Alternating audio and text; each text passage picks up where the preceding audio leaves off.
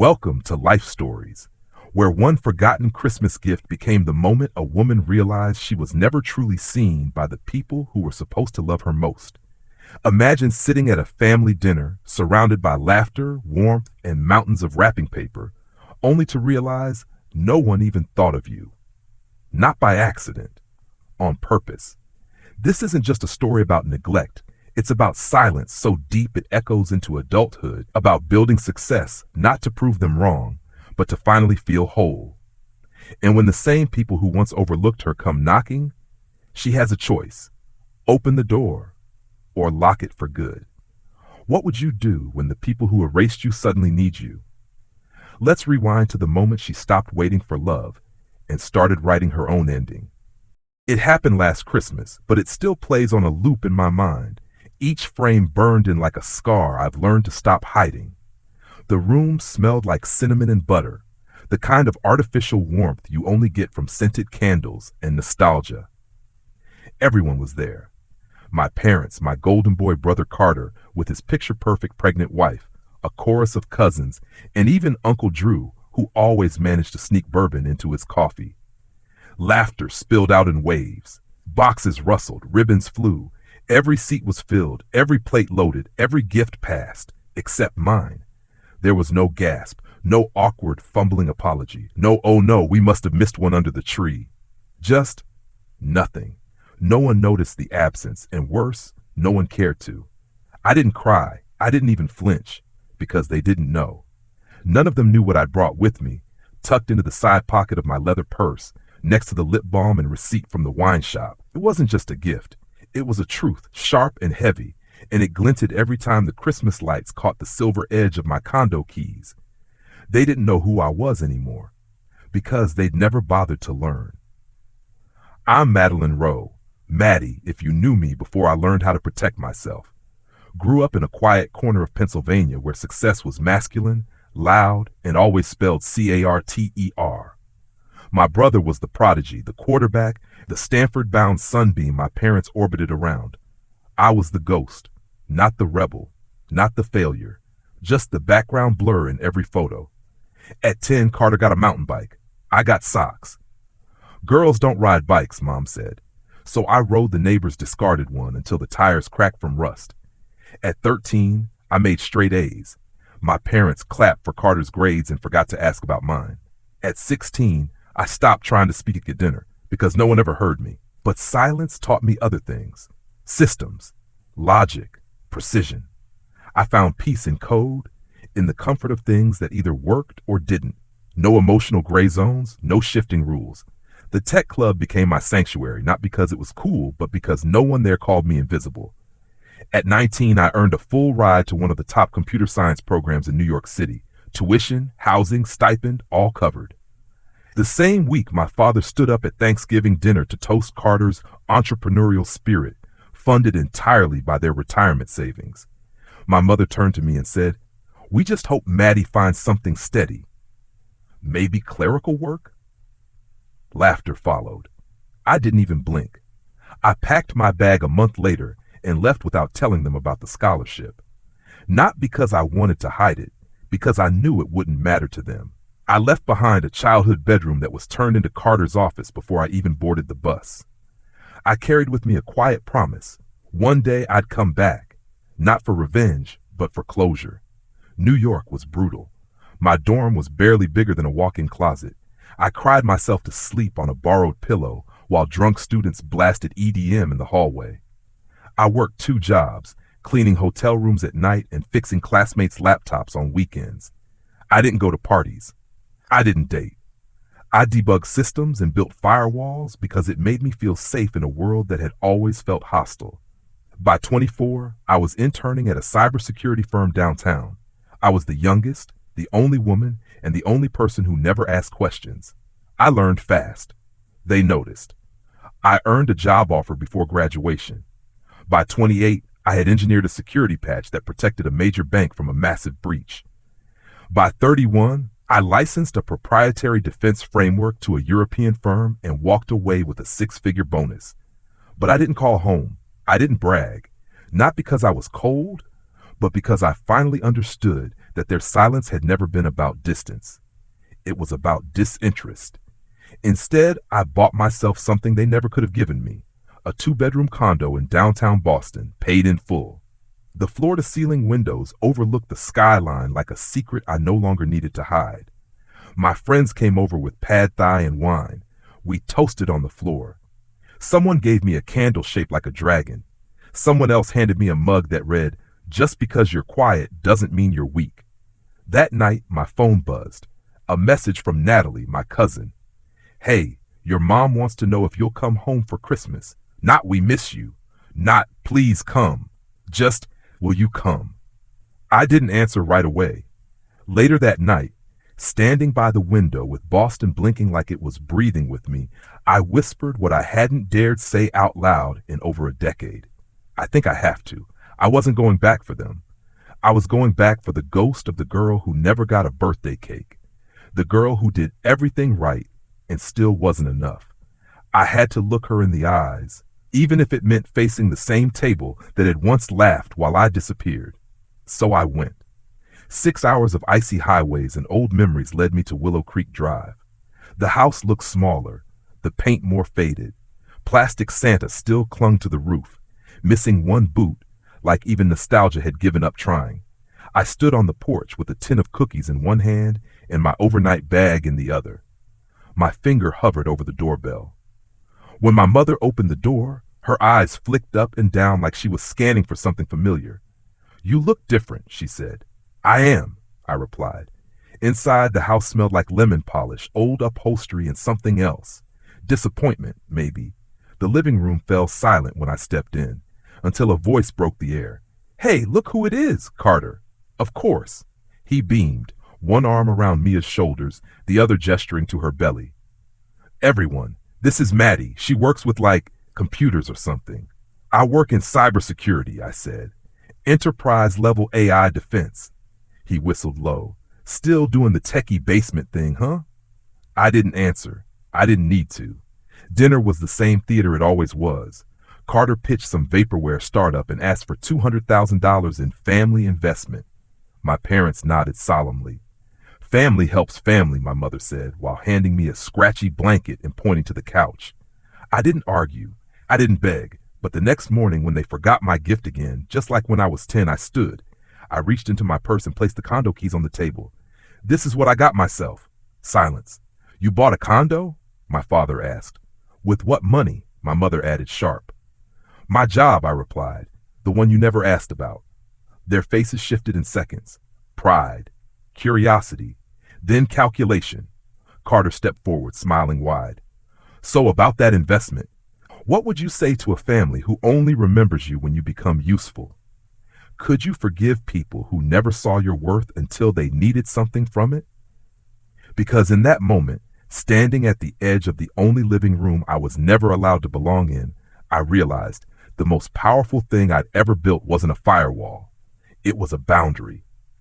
And next, I was about to burn the bridge. "You're joking, right?" Carter let out a laugh that didn't reach his eyes, the kind that wobbled between disbelief and entitlement. "Maddie, it's just an investment.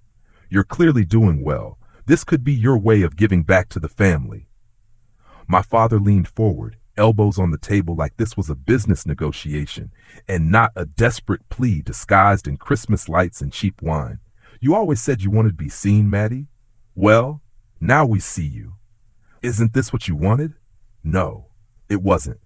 My mother's voice chimed in with brittle sweetness, her smile forced at the corners. "Think of it as a way to reconnect, a chance to heal the past. You help Carter get on his feet and we all move forward." Move forward? From what? From the years you erased me like I was a ghost at your dinner table? From turning my childhood room into Carter's creative space before I even left for college? From telling me to apply at a deli while he got a tuition check and a car? "You want $200,000, I said, carefully, after forgetting my name every holiday, after pretending my career didn't exist until you realized it had a price tag. I let the silence hang in the air like a frozen breath. No, it landed like a gunshot. My mother's face stiffened. "Maddie, don't be dramatic. You mean don't be inconvenient," I said. My father stood up, slow and heavy. We gave you a roof, food, we raised you. You raised me like a placeholder, I snapped, like I was just taking up space until someone better walked in. Unbelievable, Carter said, his tone curdled with resentment. You make a little money and suddenly you think you're better than us? I don't think I'm better, I said, my voice low. I think I'm just finally done pretending we were ever equal. For a long moment, no one spoke, and then, like always, it was my mother who moved to end the scene. You're just tired, she said, brushing at the air. Sleep on it. We'll talk in the morning. But I already knew there'd be no morning talk. Not the kind they wanted. I walked upstairs, not to my old room, which had been fully converted into Carter's office/man cave with a leather chair and framed posters of his failed business logos, but to the couch, where a scratchy blanket and a flickering hallway light waited like old ghosts. I lay there for hours, my eyes dry, the taste of overcooked turkey still coating my tongue. Upstairs, they laughed. Carter's voice, Mia's giggle, my mother's cooing, my father's low chuckle, like nothing had happened, like I hadn't said no, but something had shifted. Not in them. No, they were still orbiting Carter like always, but in me. The silence didn't sting anymore. It clarified. It cut through all the years of trying, of hoping, of reaching for a hand that never reached back. And that's when I realized something even uglier than their favoritism. They hadn't just forgotten me. They never really believed in me to begin with. Everything I'd built, my career, my independence, my stability, wasn't just a surprise to them. It was an inconvenience. Proof that their golden boy wasn't the only one who mattered, and that terrified them. At dawn, I packed my bag. I moved through the house quietly, but they were already awake. My father in the living room, arms crossed. My mother standing beside him, one hand on Carter's shoulder like he was still her little boy and not a grown man with an expensive watch he hadn't earned. Mia was sitting on the stairs, silent. You don't have to do this, my mother said. But you didn't want me here, I replied. Not until you needed something. Maddie, my father began, but I raised a hand to stop him. I'm not angry, I said. I'm just not willing to bleed for people who only call it love when it benefits them. Maddie, wait. Mia spoke for the first time, her voice thin and unsure. You're his sister. Doesn't that mean anything? I looked at her, not with hate, not with envy, just understanding. She was still new to the family illusion, still believed in the kind of unity they sold at the table like a dish no one ever actually cooked. I used to think it meant everything. I said, but now I know, family isn't just who you're born to, it's who sees you and stays. I turned, walked out into the sharp, frost-laced air and didn't look back. But the moment I started the car, my phone buzzed. A text from Emma, my only cousin who had stayed in touch over the years. Maddie, Mom says you refused to help and stormed out. She says you've changed. I stared at the message, and for a moment, just a moment, doubt fluttered in my chest. Had I changed? Had I become cold? And then the truth settled like snow. No, I hadn't changed. I'd finally stopped apologizing for who I'd become. Do you think family still deserves loyalty when they've only ever given you silence in return?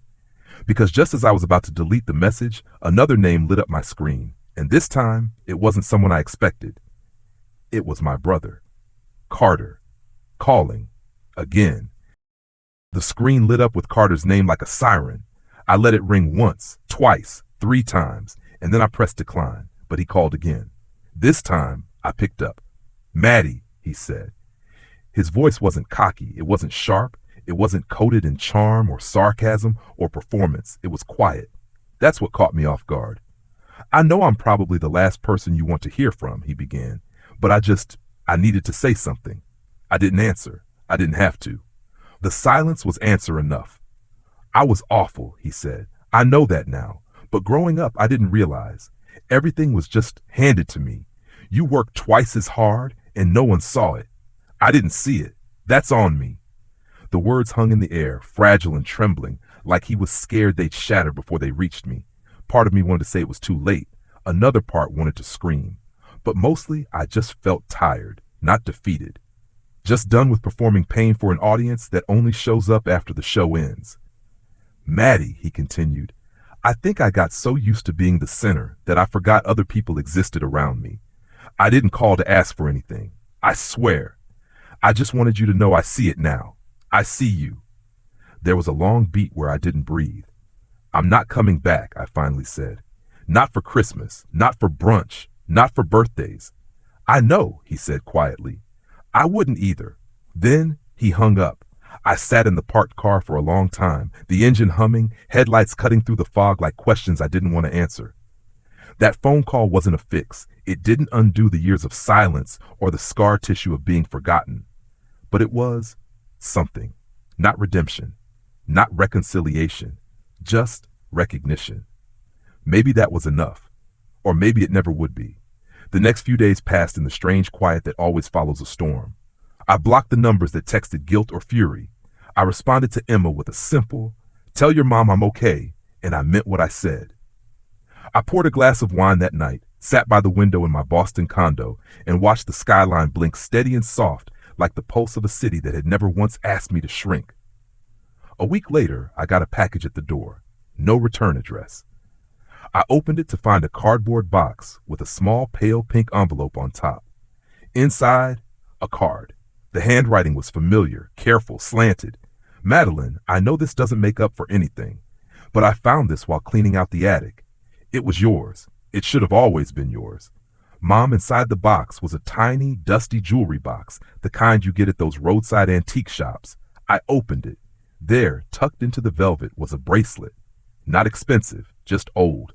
Engraved on the inside, "To M, for the girl who sees everything." I remembered it, barely. I was maybe 8 when I saw it in a store window on vacation. I had pressed my nose to the glass and whispered that it was the prettiest thing I'd ever seen. That Christmas, Carter got a telescope. I got a book of crossword puzzles. I never knew my mother had bought it. I never knew she'd kept it. I didn't cry. I didn't smile. I just held it for a long time, turning it over in my hand like a weight I'd carried for years was finally taking shape. Later that night, Ryan, my partner, came home. He didn't say anything, just kissed my forehead and sat beside me. He didn't ask what I needed. He just stayed. And that's the thing. That's the difference.